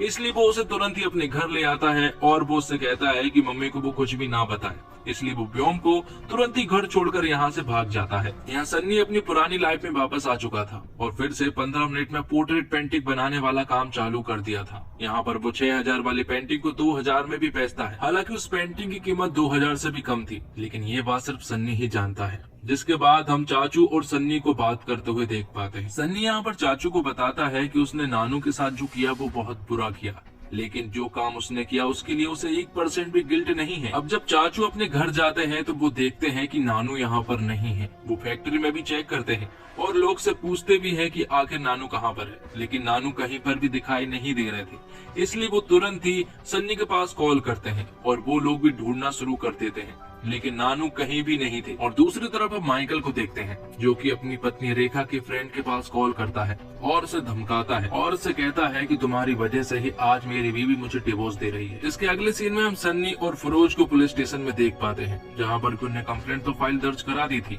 लेकिन उन्हें एसीपी सर से मिलने नहीं दिया जा रहा था। लेकिन यहाँ पर कुछ बड़े लोग आते हैं और वो बिना परमिशन के ही अंदर घुस जाते हैं। ये देखकर सन्नी को बहुत ज्यादा गुस्सा आ जाता है और वो भी अंदर घुस जाता है, जहाँ पर वो एसीपी सर को बताने लगता है कि उसके नानू मिसिंग है और उनकी मेमोरी लॉस है, इसलिए उन्हें अभी ढूंढना होगा। लेकिन वो एसीपी सर सन्नी से ठीक ढंग से बात नहीं कर रहे थे, जिस पर कि सन्नी उनसे कहता है कि आप मेरे नानू को ढूंढकर कोई एहसान नहीं कर रहे हैं, क्योंकि ये आपकी ड्यूटी है और हमारे टैक्स देने की वजह से ही आपकी पेमेंट बनती है। यहाँ पर सन्नी उस एसीपी से और भी बुरी बुरी बातें कहता है, इसलिए वो एसीपी इन्हें लॉकअप में बंद कर देता है। अब अगले सीन में हम माइकल को देखते हैं जो कि अपनी पत्नी रेखा के मम्मी पापा के यहाँ पर गया था। वो उनसे कहता है कि रेखा मुझे डिवोर्स दे रही है। वो अपनी बेटी को समझाए कि ऐसा ना करे, लेकिन रेखा के पेरेंट्स भी रेखा की साइड ही थे। यहाँ पुलिस स्टेशन में थोड़ी देर के बाद चाचू आ जाते हैं और वो सन्नी और फिरोज की वेल करवा देते हैं। साथ ही वो सन्नी को बताते हैं कि नानू मिल चुके हैं, जो कि पास ही की गली में घूम रहे थे। तब ये सभी लोग अपने घर आ जाते हैं जहाँ पर कि नानू सो रहे थे, क्योंकि उनकी तबीयत खराब है और सन्नी और फिरोज नहीं चाहते हैं कि वो नानू के सामने आए। लेकिन अगले ही दिन वो लोग एक डॉक्टर के पास जाते हैं, जहाँ पर कि डॉक्टर उन्हें बताते हैं कि उन्हें एक गंभीर बीमारी हुई है और उनकी सर्जरी भी होनी है, लेकिन इस सर्जरी को कोई रेयर डॉक्टर ही कर सकता है। लेकिन उन डॉक्टरों का 1 महीने पहले से ही अपॉइंटमेंट लेना पड़ता है। जिसके अगले सीन में हम माइकल और शेखर को देखते हैं जो कि क्लब में शराब वगैरह पी रहे होते हैं और बिल पेड वो उन्हीं पैसों से करते हैं जो कि उन्हें काठमांडू से बरामद हुए थे। और जब वो घर जा रहे होते हैं तो तभी माइकल को रास्ते में एक जर्नलिस्ट मिलती है जिसका नाम कमला था और उसने माइकल के साथ पास्ट में कुछ बुरा किया है। अब माइकल को तो हैंगओवर हो गया था और मेघा और शेखर जब घर आ रहे होते हैं तो मेघा शेखर से कमला के बारे में पूछती है कि आखिर वो जर्नलिस्ट कौन थी, जिस पर कि शेखर उन्हें बताता है कि कमला ने माइकल सर के साथ बहुत बुरा किया है। माइकल और उसका एक दोस्त था दुबे, जिन्होंने एक एनकाउंटर किया था और कमला ने उसे मर्डर के रूप में तब्दील कर दिया था। और माइकल के डिवोर्स के पीछे भी कमला का ही हाथ है। और जहाँ जहाँ माइकल को प्रमोशन मिलना था वहाँ उन्हें डिमोशन मिला, और इसी के चलते उनका दोस्त दुबे ने खुद को गोली मार ली थी। और उसने एक नोट पर लिखा था कि ये उसका आखिरी एनकाउंटर होगा। अब अगले दिन टीवी में न्यूज दिखाई जाती है जिसमें कि ढेर सारे जाली नोट पकड़े जा रहे थे, और ये सारे जाली नोट धन रक्षक के द्वारा पकड़े जा रहे थे, क्योंकि धन रक्षक मशीन अब सभी जगह पर अवेलेबल हो चुकी थी। इसलिए अब किसी भी जाली नोट को पकड़ना बहुत ही आसान हो गया था। जिसके बाद जॉर्डन का सीन दिखाया जाता है, जहाँ पर कि हम मंसूर को देखते हैं, और उसे जब ये बात मालूम चलती है कि उनके सारे नोट अब पकड़े जा रहे हैं, क्योंकि धन रक्षक नाम की एक मशीन आ गई है जो कि उनके नोट को बेरहमी से पकड़ रहा है। जिसके बाद मंसूर का ही एक आदमी उसे एक 500 का नोट देता है और मंसूर से कहता है कि ये नोट नकली है, लेकिन ये एक ऐसा नोट है जो कि धन रक्षक मशीन में डिटेक्ट नहीं हुआ था और आसानी से निकल गया था। तब ये सुनने के बाद मंसूर को इस नोट और उस आदमी में इंटरेस्ट आ जाता है जिसने कि ये नोट बनाया है। तो अब रात को जब सन्नी और फिरोज सो रहे थे तो रातों रात सन्नी और फिरोज को उठा लिया जाता है। जिसके बाद सन्नी की मुलाकात होती है मंसूर से, और मंसूर यहाँ पर सन्नी से पूछता है कि क्या वो 500 का नोट तुमने बनाया है, जिस पर कि सन्नी हाँ कहता है। और जिसके बाद मंसूर अपने 2000 का नोट सन्नी को देता है और उससे कहता है कि इस नोट में क्या गड़बड़ी है, जिस पर कि सन्नी उन्हें कहता है कि पेपर सॉलिड है लेकिन इसमें बहुत सारी कमियां हैं, लेकिन फाइनल टच देने के बाद ये नोट सुपर्ब हो सकता है। और साथ ही मंसूर यहाँ पर सन्नी से कहता है कि क्या वो मेरे साथ काम करेगा, लेकिन इसके लिए सन्नी पूरी तरह से मना कर देता है और वो उससे कहता है कि उसने ये काम करना बंद कर दिया है। लेकिन मंसूर यहाँ पर सन्नी को बहुत देर तक मनाता है और फिर आखिर में सन्नी को मानना ही पड़ता है। जिसके बाद उन दोनों को सही सलामत उनके घर छोड़ दिया जाता है और इसी के साथ एपिसोड 4 यहीं पर खत्म होता है। तो 5th एपिसोड की शुरुआत में हम सन्नी को देखते हैं जिसे मंसूर ने जॉर्डन लेकर आया था, क्योंकि अब उन्हें ढेर सारे नोट छापने थे। यहाँ पर पहुँचने के बाद सन्नी सबसे पहले 2000 के नोट की डिजाइन तैयार करता है जो कि काफी कॉम्प्लिकेटेड थी। और साथ ही फिरोज और सन्नी यहाँ पर देखते हैं कि मंसूर के पास एक से एक हाईटेक वाली मशीन है जिनसे आसानी से ढेर सारा पैसा छापा जा सकता है। तो बस सन्नी को अब एक ऐसा नोट बनाना था जो कि धनरक्षक मशीन में डिटेक्ट ना हो पाए। तो फाइनली उन लोगों ने 2000 का नोट बना लिया था, लेकिन वो धनरक्षक मशीन में बार बार डिटेक्ट हो रहा था। लेकिन आखिरकार उन्होंने एक ऐसा नोट बना लिया था जो कि धनरक्षक मशीन में डिटेक्ट नहीं हो रहा था, मतलब कि अब ये नोट मार्केट में उतरने के लिए एकदम तैयार था। जिसके बाद मंसूर सन्नी को अपने कुछ दोस्तों से मिलाता है जिनमें कि जीतू काका और बिलाल थे। यहाँ पर मंसूर बिलाल को नोट बताते हुए कहता है कि उन्होंने नोट तैयार कर लिया है। दरअसल बिलाल ही वो आदमी है जो कि बिलाल के नोटों को डिस्ट्रीब्यूट करता है। जिसके बाद नोट छापने शुरू हो जाते हैं और ये लोग कई हजार करोड़ नोट छाप बैठते हैं। अब अगले सीन में हम माइकल को देखते हैं जो कि चेल्लम सर से बात कर रहा होता है। और चेल्लम सर को आपने द फैमिली मैन सीरीज में पहले भी देख चुके होंगे, जो कि रॉ के एक ब्रिलियंट एजेंट है। और यहाँ पर चेल्लम सर माइकल को बताते हैं कि उन्हें बिलाल की लोकेशन पता चल गई है। चेल्लम सर माइकल को बताते हैं कि बिलाल बांग्लादेश में है। और ये बात पता होने के बाद तो माइकल तुरंत ही अपने ऑफिसरों के पास जाता है और उन्हें बताता है कि बिलाल बांग्लादेश में है और किसी भी हालत में हमें बिलाल को पकड़ना ही होगा। लेकिन ये भी एक ओवरसीज मिशन होने वाला था और जो काठमांडू में हुआ वो यहाँ भी ना हो जाए, इसलिए उन्हें तो गहलोत से परमिशन लेनी ही होगी। जिसके बाद हम सन्नी को देखते हैं जो कि अपने चाचू से बात कर रहा होता है और चाचू उससे आगे की प्लानिंग के बारे में पूछते हैं। लेकिन यहाँ पर सन्नी चाचू को कुछ भी नहीं बताता है और ना ही मंसूर के बारे में बताता है। जिसके बाद डॉक्टर सन्नी और चाचू को हॉस्पिटल बुलाती है, जहाँ पर कि वो उन्हें बताती है कि अगले हफ्ते नानू की सर्जरी होना पॉसिबल है, क्योंकि डॉक्टर यहाँ पर अवेलेबल है और अगले हफ्ते ही उनकी सर्जरी हो जाएगी। लेकिन इतने जल्दी ये सब कैसे हुआ, सन्नी को कुछ भी समझ नहीं आ रहा था। लेकिन तभी हमें पता चलता है कि ये सब कुछ दरअसल में मंसूर ने किया है और डॉक्टर और पैसों का अरेंजमेंट उसी ने किया है। और जब चाचू से फिर से पूछते हैं तो यहाँ पर सन्नी उन्हें फिर से कुछ नहीं बताता है। अब अगले सीन में हम माइकल को देखते हैं और बिलाल को पकड़ने के लिए बांग्लादेश के मिशन के लिए उसे गहलोत से परमिशन लेनी थी। लेकिन यहाँ पर गहलोत परमिशन नहीं देता है और वो माइकल से कहता है कि उसे जो करना है वो कर ले, लेकिन सब कुछ अनऑफिशियली रहेगा, क्योंकि जो काठमांडू में हुआ उसके बाद से वो बांग्लादेश मिशन के लिए परमिशन नहीं दे सकता। जिसके बाद माइकल तिवारी के पास कॉल करता है और ये तिवारी कोई और नहीं बल्कि हमारे द फैमिली मैन सीरीज के श्रीकांत तिवारी होते हैं। यहाँ पर माइकल तिवारी से बांग्लादेश मिशन के लिए कुछ फेवर मांगता है, जिसके बाद माइकल अपनी टीम को लेकर बांग्लादेश पहुँच गया था, जहाँ पर कि तिवारी के कहने पर यहाँ के कुछ आर्मी के सोल्जर्स माइकल का साथ दे रहे थे, लेकिन वो अनऑफिशियली तरीके से कुछ भी नहीं करेंगे। जो भी ऑफिशियल रहेगा सिर्फ वो वही काम करेंगे। और उन आर्मी सोल्जर्स को बिलाल की लोकेशन मालूम थी, जो कि जंगलों के रास्ते से होकर जाने वाले थे। तो बिलाल यहाँ पर एक आदमी से मिलता है, जिसके बाद वो लोग जंगलों के रास्तों से होते हुए निकलने लगते हैं। लेकिन बीच रास्ते में ही बिलाल को थोड़ा सा शक होता है और वो बीच रास्ते में ही रुक जाता है। और थोड़ी छानबीन करने के बाद बिलाल को मालूम पड़ता है कि आगे मिलिट्री है, क्योंकि मिलिट्री की जीप के टायर जमीन पर थे और वो समझ गया था, इसलिए वो तुरंत ही वापस होने लगते हैं। यहाँ पर जब वो उन मिलिट्री सोल्जर्स को मालूम पड़ता है कि बिलाल वापस जा रहा है, तो माइकल उनसे पकड़ने की बात कहता है, लेकिन वो आर्मी सोल्जर्स अनऑफिशियली तरीके से कुछ भी नहीं करने वाले थे। इसलिए यहाँ पर माइकल शेखर को लेकर तुरंत ही निकल पड़ते हैं। ये देखकर वो मिलिट्री सोल्जर्स भी शेखर और माइकल का पीछा करना शुरू कर देते हैं, जिसके बाद माइकल और शेखर जंगल में उस जगह पर पहुंच जाते हैं जहां पर कि बिलाल के लोग मौजूद थे। और यहीं पर इनके बीच मिलिट्री के सोल्जर्स भी आ चुके थे, जो कि माइकल का साथ दे रहे थे। और बिलाल के कुछ लोग भी यहीं पर मौजूद थे, जो कि इनके ऊपर फायरिंग कर रहे थे। लेकिन आगे चलकर उन्हें लगता है कि वो यहाँ से जिंदा नहीं बच पाएंगे, इसलिए बिलाल के वो सभी लोग सरेंडर कर देते हैं। लेकिन बिलाल यहाँ से चुपचाप भागने की कोशिश करने लगता है, लेकिन शेखर उसका पीछा करता है और आखिरकार शेखर बिलाल को पकड़ लेता है। अब आगे हम सियारा नाम की एक लेडी को देखते हैं, जो कि मंसूर के पास थी। यहाँ पर वो लेडी मंसूर को बताती है कि बिलाल को पुलिस वालों ने बांग्लादेश में अरेस्ट कर लिया है और अब उनके पास से साथ सारी इन्फॉर्मेशन भी जाने वाली है, इसलिए वो बिलाल की जगह पर एक दूसरे बंदे को हायर करने का कहती है। और मंसूर के पास एक आदमी है और वो आदमी है सनी। अब आगे माइकल बिलाल से पूछताछ कर रहा था, वो पूछताछ करना शुरू करता है, लेकिन बिलाल यहाँ पर कुछ भी नहीं बोलता है। तो माइकल बिलाल के पैर में गोली मार देता है और फिर से पूछताछ करना शुरू करता है। और जब माइकल बिलाल को अगली गोली मारने वाला होता है कि तभी बिलाल माइकल से कहता है कि उसका पर्स चेक करे, जिसमें कि कुछ 2000 के जाली नोट भरे पड़े थे और वो उन्हें बताता है कि ये नोट नकली है। तो माइकल उन नोट को ऑफिस में लेकर आ जाता है और धनरक्षक मशीन से जब उन्हें चेक किया जाता है तो ये नोट डिटेक्ट नहीं हो रहे थे। तो माइकल सोचता है कि अभी एक बहुत बड़ी प्रॉब्लम है, क्योंकि अगर ये नोट हमारे इंडिया में आ गया तो इसे पकड़ने के लिए हमारे पास कोई भी मशीन नहीं है। जिसके बाद हम मंसूर को देखते हैं, जो कि सन्नी के पास आता है और वो तब हॉस्पिटल में होता है।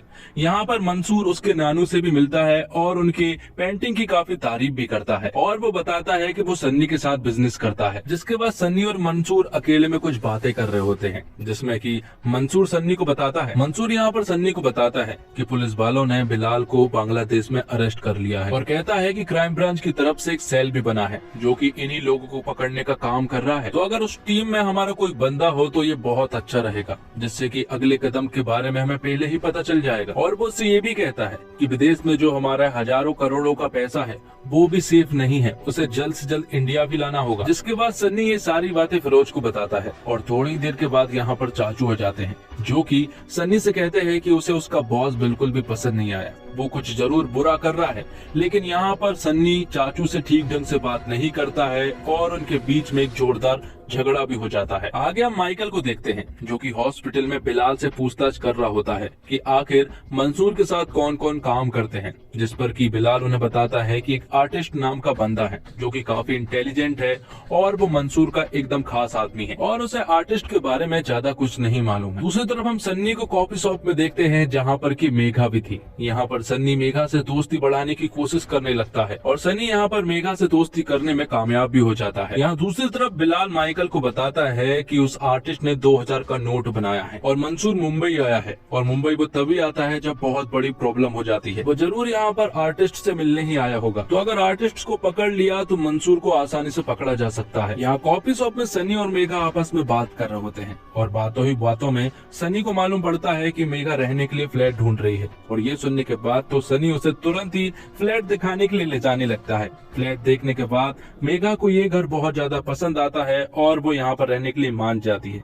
और जब वो फ्लैट देख ही रही होती है कि तभी सनी उसके पास आता है और उससे कहता है कि उसकी मोबाइल की बैटरी डेड हो गई है और उसका मोबाइल भी ले लेता है। तो मोबाइल लेने के बाद सनी मेघा के मोबाइल में एक ऐसा ऐप इंस्टॉल कर देता है जिससे कि सारी जानकारी अब सनी के पास आराम से पहुंच जाएगी। बाहर निकलने पर मेघा सनी से थैंक्स कहती है, क्योंकि बहुत कम दाम में उसे फ्लैट मिल चुका था और साथ ही जाते जाते मेघा सनी से कहती है कि क्या वो लोग सैटरडे को मिल सकते हैं, जिस पर कि सनी हाँ कहता है। और जब मेघा के पास मैसेजेस आना शुरू होते हैं तो यहाँ हमें पता चलता है कि ये सारे मैसेजेस दरअसल में सन्नी को भी दिखाई दे रहे हैं। और इसी के साथ एपिसोड 5 यहीं पर खत्म होता है। तो 6 एपिसोड की शुरुआत में हम मंसूर और सनी को देखते हैं। यहाँ पर मंसूर सनी से कहता है कि उन्हें एक ऐसे नए रूट की तलाश है जिससे कि आसानी से पैसों को इंडिया लाया जा सके। तो अब इनका टारगेट एक ऐसे रूट को खोजना था जिसके बारे में किसी को भी नहीं मालूम हो, क्योंकि बिलाल पुलिस वालों की कस्टडी में है और बिलाल पुलिस वालों को सारे रूट के बारे में बता देगा। जिसके बाद हम माइकल के कुछ ऑफिसरों को बिलाल से पूछताछ करते हुए देख पाते हैं। यहाँ पर बिलाल ने अपने एक इन्फॉर्मर से बात की थी जो कि मंसूर के साथ ही रहता था और उसने कोड वर्ड में बिलाल से बात की थी कि कोई भी रूट सेफ नहीं है, लेकिन माल बहुत ज्यादा है और वो माल किसी भी हालत में इंडिया में जरूर पहुंचेगा। वो बताता है कि 12,000 करोड़ को इंडिया में लाने का प्लान है, लेकिन वो किस रूट से आने वाला है ये उसे नहीं मालूम है। अगले सीन में हम सनी और मेघा को एक रेस्टोरेंट में देखते हैं। दोनों यहाँ पर काफी सारा वक्त बिताते हैं और ढेर सारी बातें भी करते हैं। और जब वो दोनों बात कर ही रहे होते हैं कि तभी यहाँ पर सनी की एक्स गर्लफ्रेंड आ जाती है जिसका नाम अनन्या होता है। तो अनन्या यहाँ पर मेघा से बात करती है और उसे जलन भी हो रही थी। और थोड़ी देर के बाद अनन्या यहाँ से चली जाती है और फिर तभी मेघा के पास कुछ मैसेजेस आते हैं जिसमें कि शेखर सर ने कहा था कि उन्हें एक जरूरी बात करनी है, इसलिए सभी लोग मीटिंग में पहुंचे। यहाँ माइकल सर सभी को बता रहे होते हैं कि 12,000 करोड़ को इंडिया में लाया जाना है और वो किस रूट से आने वाला है ये हमें नहीं मालूम है, लेकिन हमें कड़ी निगरानी करनी होगी ताकि वो नोट और उन आदमियों को पकड़ा जा सके। तो यहाँ पर सनी नए रूट की खोज की तलाश में लग जाता है। सबसे पहले वो सोचता है कि हमें ये सारा पैसा नेपाल बॉर्डर से लाना चाहिए, लेकिन ये सारी इंफॉर्मेशन पुलिस वालों तक पहुंच रही थी। और तभी यहाँ पर हम एक इन्फॉर्मर को देखते हैं जो कि मंसूर के यहाँ पर रहकर बिलाल को सारी खबर देता था। आगे हम मेघा और सनी को आपस में वक्त बिताते हुए देखते हैं और जब जब मेघा के पास कुछ मैसेजेस आते हैं वो सारे मैसेजेस सनी के पास भी पहुँचते हैं। और इस बार गुजरात रूट के बारे में बात हो रही थी। तब सनी मंसूर भाई के पास कॉल करता है और उन्हें बताता है कि जिस रूट के बारे में हम प्लानिंग करते हैं उन रूट के बारे में पहले ही पुलिस वालों को मालूम चल जाता है। हमारे बीच में जरूर कोई ना कोई इन्फॉर्मर जरूर है, इसलिए हमें बहुत ही सतर्कता से ये काम करना होगा। वहाँ दूसरी तरफ ऑफिस में भी सबके ऊपर शक होता है क्योंकि इनकी सारी बातें भी बाहर लीक हो रही थी,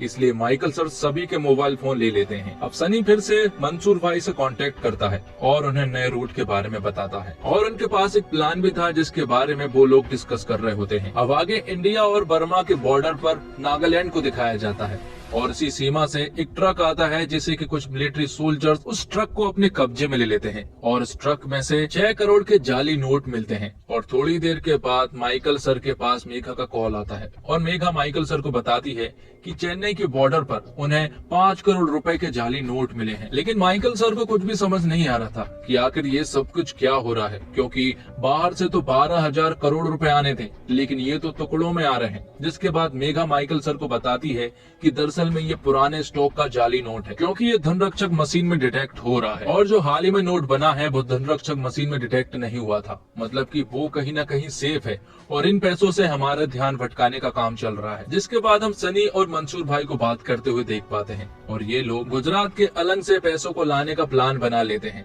थोड़ी देर के बाद यहाँ पर सनी और उसके साथी एक आदमी के पास जाते हैं जिनके पास ये सिप थी और ओमान के द्वारा अलंग में पैसा लाया जाना था। जिसके बाद ओमान का सीन दिखाया जाता है जहाँ एक क्लब में सनी और फिरोज थे। यहीं पर एक आदमी से वो डील करते हैं जो कि इस सिप को अलंग ले जाने वाला था। यहाँ पर वो उसे $8,000 में मना लेते हैं, पर यहाँ पर फिरोज सनी से कहता है कि उनका सिप में जाना ठीक नहीं होगा। लेकिन सनी उससे कहता है कि सिप में पैसा सेफ तो होगा लेकिन हमारा उसके साथ रहना जरूरी है। तो जब ये लोग सिप से रास्ता तय कर रहे होते हैं तब सनी की तबीयत बिगड़ने लगती है और उसे उल्टियां भी हो रही थी। तब यहाँ पर एक लड़की सनी को एक गोली देती है जिससे कि उसे नींद आ जाती है और जब सनी जागता है तो उसके पास एक अर्जेंट कॉल आता है और उसे बताया जाता कि अलंग में नारकोटिक्स वाले पहले ही पहुंच चुके हैं और वो यहाँ पर छानबीन भी कर रहे हैं, इसलिए पैसों से भरा सिप को यहाँ ना लाया जाए बल्कि वो लोग वापस चले जाएं। इसलिए सनी तुरंत ही ड्राइवर के पास जाता है और उससे कहता है कि हमें वापस जाना होगा क्योंकि अगर हम वहाँ पहुँचे तो हमें पुलिस पकड़ लेगी। लेकिन यहाँ पर ड्राइवर उससे कहता है कि वो लोग वापस नहीं जा सकते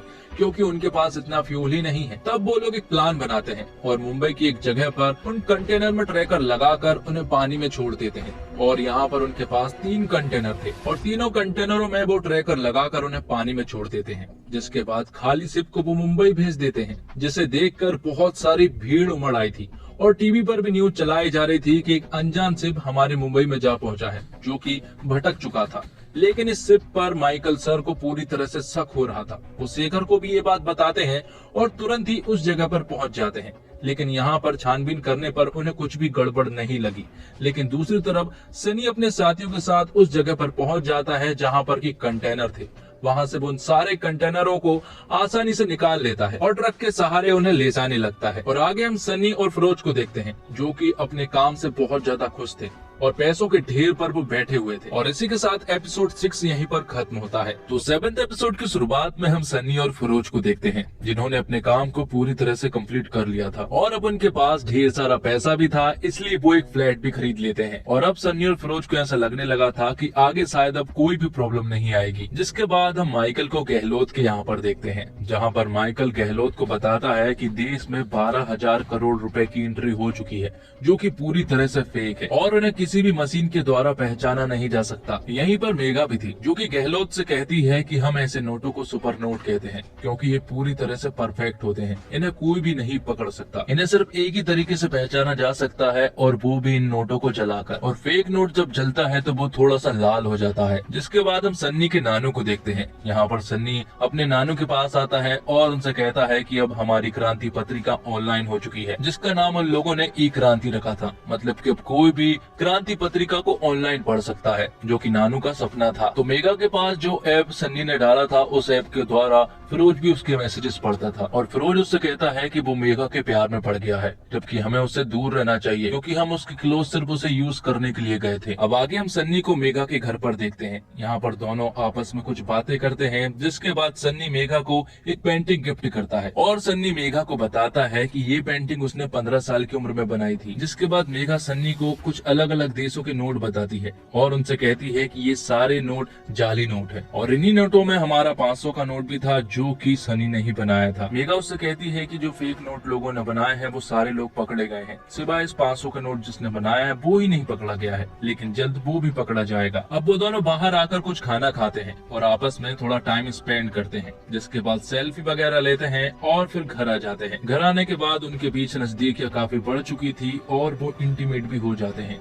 जिसके बाद सुबह होती है तो सनी चुपचाप से मेघा के मोबाइल को उठाता है और उसके मोबाइल से वो ऐप इंस्टॉल कर देता है, जिससे कि वो मेघा के मोबाइल पर नजर रखा करता था। जिसके बाद मेघा अपने 500 का नोट देखती है और उसे कुछ याद आ जाता है, इसलिए वो तुरंत ही अपनी एक फ्रेंड को कॉल लगाती है। आगे हम देखते हैं कि 12,000 करोड़ रुपए इंडिया में तो आ चुके थे, लेकिन इन्हें ठिकाने लगाना बहुत ज्यादा मुश्किल था। 50-100 करोड़ रुपए की बात होती तो ये लोग ठिकाने लगा देते, लेकिन ये अमाउंट बहुत ज्यादा बड़ा था और इन्हें मार्केट में पहुंचाना उससे भी ज्यादा मुश्किल था। जिसके बाद मंसूर सनी के पास कॉल करता है और उसे काफी चिल्लाता है, क्योंकि स्टॉक का सिर्फ 10% ही पैसा मार्केट तक पहुंचा था, जबकि उन्हें ये पैसा जल्द से जल्द खत्म करना था। यहाँ दूसरी तरफ मेघा माइकल सर के पास आती है और उन्हें बताती है कि 500 का नोट और 2000 का नोट जो बना है वो दोनों एक ही आदमी ने बनाए हैं। दरअसल में 500 का नोट तो एक सैंडविच नोट है, जिसे 2 पेपरों के साथ मिलाकर बनाया गया, लेकिन 2000 का नोट एकदम सीधा बना है, लेकिन ये एक ही आदमी ने बनाया है, क्योंकि अगर इसे जूम करके देखा जाए तो दोनों नोट में आपको एक एस बनता हुआ दिखाई देगा और जिस आदमी ने भी ये नोट बनाया है वो अपनी छाप छोड़ना चाहता है। साथ ही यहाँ पर हमें पता चलता है कि गुजरात के सूरत में एक एमएलए के पास 50 करोड़ रुपए के नोट पकड़े गए हैं और वो जाली नोट दरअसल में सैंडविच नोट है। तो अगर हमें ये पता चल जाए कि आखिर ये सैंडविच नोट किसने बनाया है, तो हम पता कर सकते हैं कि 2000 के नोट भी किसने बनाए हैं। इसलिए हमें सूरत के एमएलए का मुंह खुलवाना होगा। अब आगे हम माइकल और शेखर को एमएलए के यहाँ पर देखते हैं, जहाँ पर कि उसके ऊपर कई सारे आरोप लगे हुए थे, लेकिन माइकल उनसे कहता है कि अगर वो हमें बता दे 20 करोड़ के नोट आपको किसने डिलीवर किए हैं तो सीबीआई उसका पीछा छोड़ देगी। लेकिन एमएलए उनसे आश्वासन चाहता था और उनसे गारंटी मांगता है कि क्या गारंटी है कि सीबीआई मेरा पीछा छोड़ देगी। तब माइकल तुरंत ही गहलोत सर के पास कॉल करता है, लेकिन गहलोत सर कॉल नहीं उठाते हैं और व्हाट्सएप पे भी मैसेज सीन नहीं कर रहे थे। और फिर कुछ देर के बाद एक न्यूज पब्लिक में फैलती है और ये खबर गहलोत के पास भी पहुंच चुकी थी। 2000 करोड़ के नोट इंडिया में आ चुके हैं, जो कि पूरी तरह से फर्जी हैं, जबकि ये न्यूज दरअसल में माइकल ने ही न्यूज में फैलाई थी। जिसके बाद गहलोत माइकल को बुलाता है और कहता है कि ये तुम्हारा काम है, लेकिन माइकल उनसे कहता है कि ये उसका काम नहीं है यहाँ पर वो एक फेवर के लिए आया है। माइकल उससे कहता है कि ये नोट आर्टिस्ट नाम के एक आदमी ने बनाया है और अगर आर्टिस्ट पकड़ा गया तो जरूर मंसूर भी पकड़ा जाएगा और अगर मंसूर पकड़ा गया तो अगले इलेक्शन में आप ही की जीत होगी। उन्हें बस एक काम करना होगा कि एमएलए को किसी भी तरह से आप बनाएं। तो माइकल के कहने पर गहलोत तुरंत ही एमएलए के पास कॉल करता है और उससे आर्टिस्ट के बारे में पूछता है, लेकिन आर्टिस्ट के पते के बारे में तो उन्हें नहीं मालूम था, लेकिन उससे डील करने का कॉन्टेक्ट था, इसलिए उसे डील करने की प्लानिंग करने लगते हैं। तब एमएलए अपने कुछ आदमियों को कॉल लगाता है और आर्टिस्ट से डील करने को कहता है। ये बात अब फिरोज के पास भी पहुंच चुकी थी, जबकि उनके लिए तो ये एक सुनहरा मौका था क्योंकि उन्हें तो ये पैसे ठिकाने ही लगाने थे।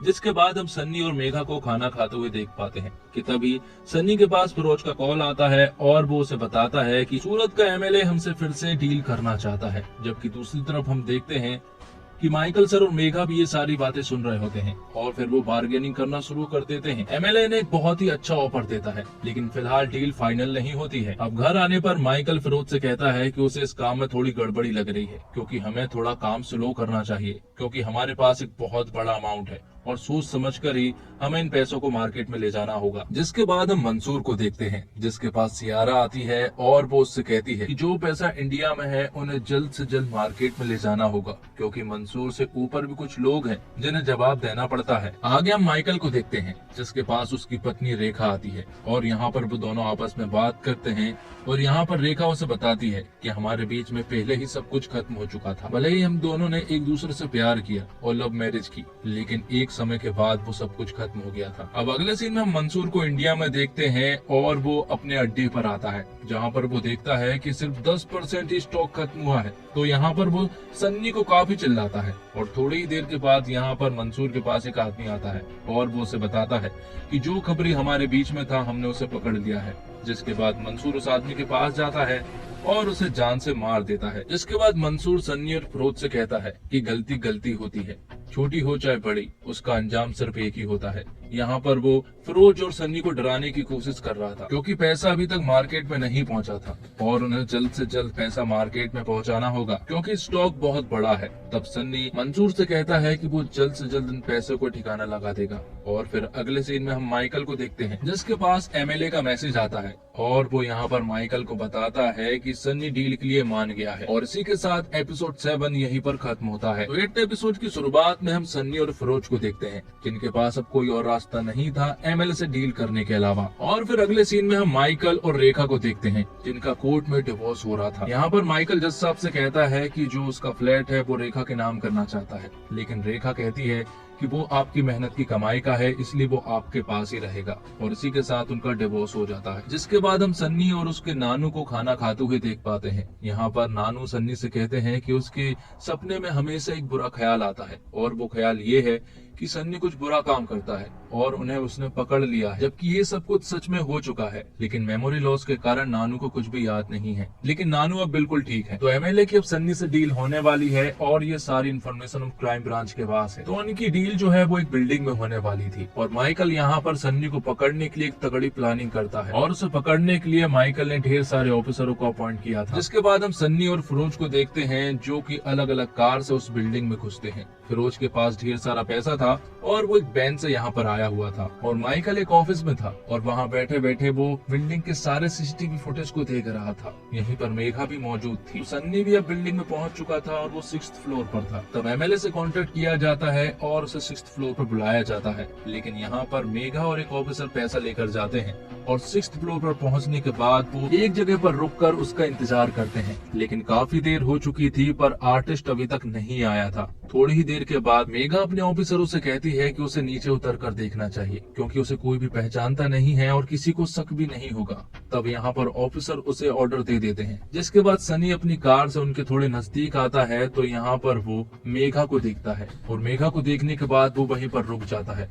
हालांकि वो कार थोड़ी दूर थी इसलिए मेघा ने सनी को नहीं देख पाई थी। जिसके बाद सनी अपनी कार को पीछे करने लगता है और मौका देखकर यहाँ से भाग निकलता है। लेकिन बिल्डिंग में और भी ढेर सारे ऑफिसर्स थे जो कि सनी की कार का पीछा करने लगते हैं। उनके पास सारे सीसीटीवी कैमरे भी मौजूद थे। तो सनी अपनी व्हाइट कलर की कार से निकलकर फिरोज के साथ रेड कलर की कार में बैठता है और वो फिरोज को बताता है कि ये एक ट्रैप था, हमें पकड़ने की बहुत तगड़ी प्लानिंग की है किसी ने। तो सारे ऑफिसर सब 2nd फ्लोर पर आ चुके थे और यहीं पर फिरोज और सन्नी भी मौजूद थे। जिसके बाद वो यहाँ पर क्लीनर के कपड़े बदलते हैं और यहाँ से जाने की कोशिश करने लगते हैं। बीच रास्ते में ही इन्हें माइकल मिलता है। माइकल इनकी कार को रोकता है, जहाँ पर सनी उन्हें बताता है कि वो क्लीनर है और सफाई कर्मचारी है, इसलिए उन्हें जल्दी जाना होगा क्योंकि उन्हें किसी और भी जगह जाकर काम करना है। तब माइकल उनका आइडेंटिटी कार्ड मांगता है। वो लोग चेक करते हैं और सब सही था। माइकल उनसे पूछता है कि यहाँ पर व्हाइट कलर की एसयूवी कार थी, क्या उन्होंने देखी है? जिस पर कि सनी उन्हें बताता है कि 5 मिनट पहले तक वो इसी लाइन में खड़ी थी, लेकिन वो अब जा चुकी है। ये बात सुनने के बाद माइकल सनी को यहाँ से जाने देता है, लेकिन तभी एक ऑफिसर माइकल को बताता है कि हमें व्हाइट कलर की एसयूवी कार मिल चुकी है, लेकिन उसके अंदर कोई भी इंसान नहीं है। ये सुनने के बाद तो माइकल सनी की कॉलर पकड़ लेते हैं और सनी को पता चल गया था कि अब वो पकड़े जाने वाले हैं, इसलिए वो फुल रफ्तार में अपनी कार को भगाता है और यहाँ से बाहर निकलने की कोशिश करने लगता है। बाहर तो सनी सही सलामत निकल चुका था, लेकिन उसके पीछे पुलिस की ढेर सारी कार पड़ जाती है। आगे जाने के बाद ये एक ट्रैफिक सिग्नल पर रुकते हैं, जहाँ पर की ढेर सारा ट्रैफिक था। पुलिस वाले भी यहाँ पर आ चुके थे और वो नीचे उतर कर उनकी कार तक पहुंचने लगते हैं और ये सब कुछ सनी भी देख रहा होता है। लेकिन थोड़ी ही देर के बाद ट्रैफिक क्लियर हो जाता है और ये यहाँ से निकल पड़ते हैं। आगे जाने के बाद उन्हें कुछ पुलिस वाले फिर से घेर लेते हैं, जो कि इनके जस्ट पीछे ही थे। ये देखकर फिरोज कहने लगता है सनी से कि हमें सरेंडर कर देना चाहिए, लेकिन सनी ये नहीं करना चाहता था। उसके दिमाग में एक आइडिया आता है और वो फिरोज से कहता है कि पैसों को उड़ाना शुरू कर। तब तुरंत ही फिरोज पीछे जाता है और फिर पैसों को उड़ाना शुरू कर देता है। और जैसे ही पैसे उड़ना शुरू होते हैं तो यहाँ पर ट्रैफिक लग जाता है और लोग पैसे लूटने में लग जाते हैं और एक बहुत लंबा ट्रैफिक भी लग जाता है। ये सारी चीजें होते हुए सनी और फिरोज भी बार बार पीछे मुड़कर देख रहे होते हैं और इसी के चलते उनकी गाड़ी अनबैलेंस हो जाती है और उनकी कार का भी एक्सीडेंट हो जाता है। इसके बाद वो किसी तरह से बचते बचाते कार से निकलते हैं, लेकिन यहाँ पर भी पब्लिक इकट्ठी हो चुकी थी और वो सभी लोग भी पैसे को लूटने में लगे हुए थे। थोड़ी देर के बाद यहाँ पर माइकल सर और मेघा भी पहुंच चुकी थी। मेघा माइकल सर से कहती है कि हमने उन्हें खो दिया, लेकिन माइकल सर ने फिरोज और सनी का चेहरा देख लिया था, इसलिए उनके पहचान करवाने के लिए वो सारे सीसीटीवी फुटेज को चेक करवाने के लिए कहता है। और थोड़ी देर के बाद यहाँ पर गहलोत का कॉल माइकल सर के पास आता है। गहलोत उनसे कहता है कि वो उसकी सारी की सारी टीम को टर्मिनेट कर रहा है, लेकिन यहाँ पर माइकल सर गहलोत से कहते हैं कि अभी भी सब कुछ ठीक हो सकता है, इन सारे मसले के पीछे मंसूर का हाथ है और अगर हम उसे ओपन कर दे तो वो पूरी तरह से डर जाएगा और हमारे पास उसके खिलाफ एविडेंस भी है। तो माइकल सर के कहने पर गहलोत ऐसा ही करता है और सारे न्यूज चैनल पर सिर्फ मंसूर की बातें ही चल रही थी। ये देखकर मंसूर तिलमिला उठता है और तुरंत ही जमील के पास कॉल करता है और उससे कहता है कि सनी को जल्दी से पकड़ कर लाओ, इससे पहले कि पुलिस उसे पकड़े उसे हमें पकड़ना होगा। अब घर पहुंचने पर फिरोज और सनी आपस में झगड़ रहे होते हैं, क्योंकि वो सनी से कहता है कि उसे मेघा के मोबाइल से वो ऐप इंस्टॉल नहीं करना चाहिए था। अगर वो आज उसे इंस्टॉल नहीं करता तो हमें ये सारी खबर आज मालूम होती और ट्रैप होने की भी सारी इन्फॉर्मेशन हमारे पास होती। लेकिन यहाँ पर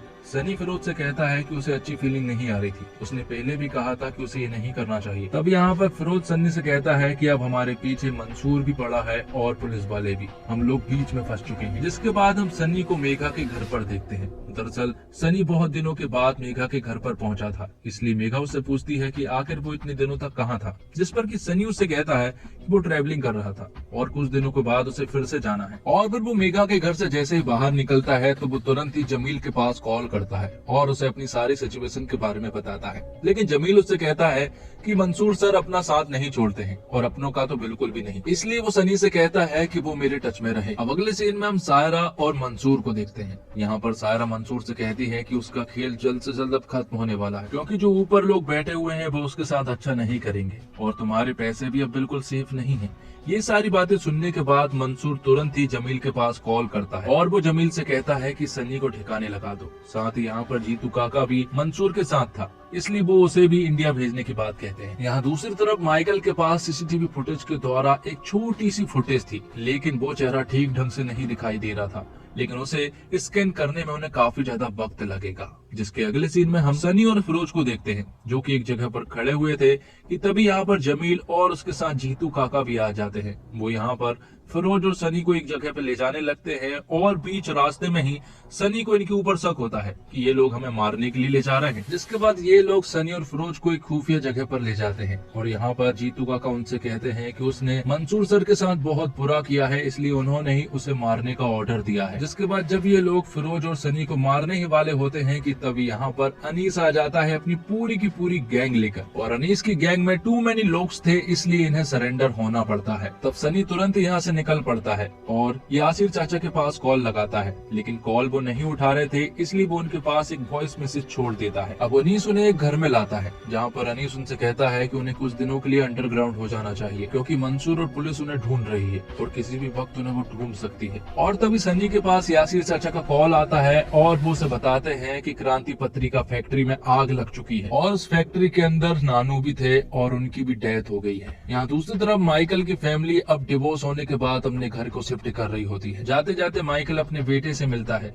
और खुशी खुशी उनसे बाय कहता है, जिसके बाद अनीस सनी और फिरोज के पास आता है और उन्हें ट्रेन की टिकट्स देता है और उनसे कहता है कि उनकी ट्रेन रात को है। तब सनी यहाँ पर फिरोज से कहता है कि वो स्टेशन चला जाए, वो उसे स्टेशन पर ही मिलेगा, उसे एक छोटा सा काम करना है। जिसके बाद सनी अपनी गन को निकाल कर यहाँ से निकल पड़ता है। तो यहाँ सनी का चेहरा स्कैन हो रहा था और स्क्रीन के आगे मेघा बैठी हुई थी, लेकिन सिर्फ 50% चांसेस ही है कि सनी का चेहरा एक्सपोज होगा, लेकिन अगर एक्सपोज हुआ तो वो सबसे पहले मेघा को ही दिखाई पड़ेगा। यहाँ माइकल सर अपनी फैमिली से बिछड़कर पूरी तरह से डिप्रेस्ड हो चुके थे और खुद को बहुत ज्यादा अकेला महसूस कर रहे थे, इसलिए वो यहाँ पर शराब भी पी रहे होते हैं। जिसके बाद मंसूर के अड्डे को दिखाया जाता है जहाँ पर की जमील था और थोड़ी ही देर के बाद यहाँ पर सनी आ जाता है और वो जमील से बात करने की कोशिश नहीं करता, बल्कि उसे दाएं दाएं गोली मारकर उसे जान से मार देता है, क्योंकि सनी बहुत ज्यादा गुस्से में है, क्योंकि उसके नानू को इन्होंने ही मारा है, ये उसे मालूम है। अंदर जाकर भी वो सभी को चुन चुन कर मारता है। फैक्ट्री के अंदर कई सारे लोग मौजूद थे जो कि उसके ऊपर अटैक भी करते हैं, इसी कारण सनी थोड़ा सा घायल भी हो जाता है।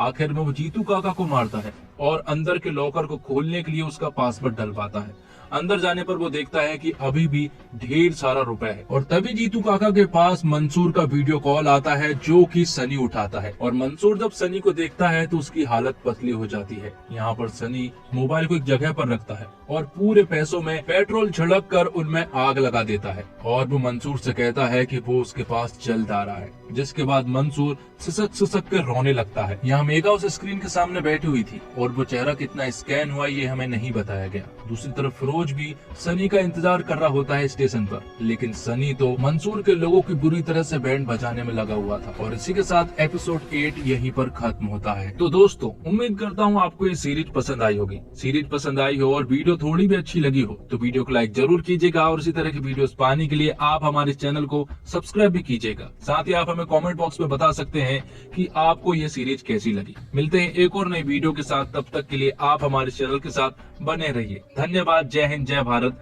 जय श्री राम।